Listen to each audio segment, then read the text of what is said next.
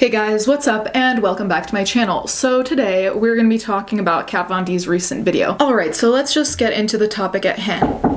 Guess you're wondering where I've been. One quick thing I want to say, because I always get these comments. One, I don't hate Kat Von D. What I'm saying is just critique. It's not hate. Two, people tell me I look like Kat Von D, and I think a lot of the people mean it as an insult, but I think she's a very pretty woman. If you're gonna leave me that comment, just know I'm taking it as a compliment. So a few days ago, Kat Von D posted a new video. In this new video, she talks about how she is not a Nazi and she is not an anti-vaxxer. Now, I expected the video to be kind of 50-50 covering these two topics because I think they're both important in different ways. It ended up being like 75%, I'd say, Nazi stuff, which is important, but at the same time, I haven't heard anyone say that she's a Nazi or an anti-Semite in a very long time. Maybe it's because nobody's talking about her or buying her products anymore. We're gonna look at the video. I'm not gonna put all of it in because frankly, a lot of it is repetitive and boring, so I'm not gonna do that to you. I want to say I am not anti-Semitic and I am not an anti-vaxxer. And I wanted to start off with the anti-Semitic rumor and how that started, just because I think out of every comment that I've gotten, the ones that are calling me and my family Nazis, those are the ones that really just don't sit well with me. I mean, if anything, they're extremely offensive and just super hurtful, not just to me, but to my family. I am myself a proud Latina. I was born in Mexico, in Montemorelos, in Nuevo León. Yo sé que muchos de ustedes ya saben que yo soy Latina y que mi primer idioma era español. I know that a lot of people just assume that I'm white because I was not lucky enough to inherit my mom's really beautiful dark skin. But I do have her dark eyes. But I think that it's important too that people know that us Latinas come in all different shades of brown. Okay, so do I really need to say it? It looks like I fucking do. Just because you're Latina, it doesn't mean you can't be a Nazi. It's like the excuse of I am not racist, I have a black friend. At that point, the friend isn't even a friend, it's a token, it's something that you're just using to make yourself look better. So you being Latina has nothing to do with this situation at all, and throwing in some Spanish also doesn't do you any favors because it just makes you look misguided. So let's talk a second about why it is that people think she's a Nazi. He thought he could cancel my show by going to the network and showing them this 8x10 with a forged anti-Semitic message on it. I have no idea who actually forged the message, but what I do know is that the man who treated me so terribly on set took this 8x10 and threatened the network and saying that if they don't cancel LA Inc., that he would go to all these different media outlets and release the 8x10 with the forged message on it. It's completely believable to me that someone would write something and then attribute it to her, which is why you don't leave a bunch of signed shit on set where anyone can take it, especially when you have bad blood with someone. But okay, I'm not blaming her, I'm just saying this could probably have been avoided in some way. It's realistic to me that someone might do that because people make fake accounts and pretend to be people, so it's not a big stretch to think that someone did it in the old school way where you try and forge something. Now, the thing is, it gets more complicated because I found an article that claims that a writing expert actually compared the writing to Kat Von D's writing and it was a 99% match. Obviously, I can't confirm that that was said and that that was done. I can just say that I found it in an article. You can take it or leave it or look further into it.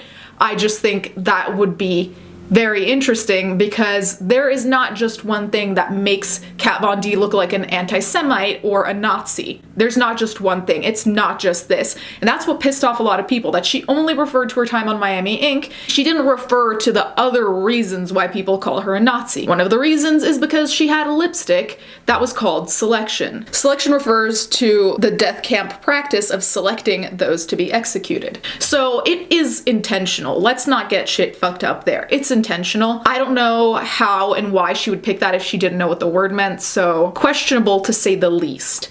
The other thing is that she has been with men who have done very questionable things also. So there's her husband, who I want to avoid talking about because he's already talked shit about me anyways. So she dated a dude called Jesse James. So there's a picture of Jesse James, as you can see here, where he's doing the Nazi salute, and it seems like he has some Nazi apparel as well. I don't really like guilt by association. I think it's dumb. I'm saying that who you surround yourself by can make you look very good or very bad. This is an instance where it makes you look very bad. Whether he was making some kind of edgy, weird joke, or I don't know what his intention was, but just seeing this picture and having your name associated with it looks bad, okay? I'm not saying she's a Nazi because he did that. I'm just saying with the selection thing and then the headshot thing and then this, it does not look good. So this being said, she only referred to one part of the Nazi puzzle, and if anything, this video kind of reinforced people who think that she is a Nazi because she didn't address anything of actual value. So at around 8 minutes and 20 seconds, she finally gets into the anti-vaxxing situation. This is what she says, the main gist. So back when I was pregnant, somebody asked me on Instagram if we were vaccinating our baby,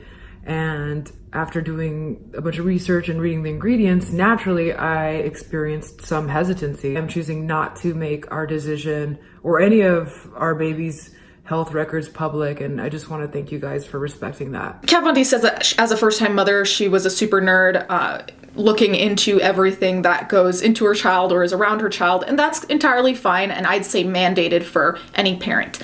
The thing is that led to her decision to not vaccinate, which she posted on Instagram, where she has a very big platform. Now, I am for vaccinating. I think it's silly not to. There are some people who comment saying that they aren't vaccinated and fine, and you know, I'm happy you're okay, but that doesn't mean that everyone's gonna automatically be okay not being vaccinated. There are plenty of reasons to vaccinate, and I'm not gonna make a whole ass video about that. Nobody put a gun to her head and said, post a picture about whether you're gonna vaccinate your child or not. Nobody did that. She, out of her own volition, posted it. Now, I don't think it's right for her to get death threats. I don't think it's right for anyone to get death threats. However, once you make something public online, the blessing and curse is that people will react. You can get support or you can get shit on. You got shit on, and honestly, I think that was predictable. I don't know in what kind of mindset you have to be to think that you're gonna post a thing about how you're not vaccinating your child and you expect people to congratulate you. In this economy, no ma'am. She never fucking addresses whether she's gonna vaccinate her child. In the title, she says, I'm not anti-vax. So you're like, okay, so she's gonna explain that she changed her mind. But then she says that she's not gonna release her child's medical records, which, by the way, I didn't think anyone was asking for that. I just think that if you start the discussion, people are going to want to continue that discussion, and they're going to be confused if you randomly halt it because you're the one who started it. That still doesn't answer any questions we really have. So what was the point of this video? So I understand the purposes of this video was kind of to get rid of these rumors surrounding her, or to set the record straight, whatever. So we've established that she didn't really address a lot of the things that people would want her to address. It's her video. She's allowed to fuck it up. To me and to a lot of people on Twitter, this comes off as a PR move, which, do I think it's a PR move? Yeah, we're trying to resuscitate Kat Von D's brand here. I haven't heard anyone use or talk about Kat Von D in a very long time.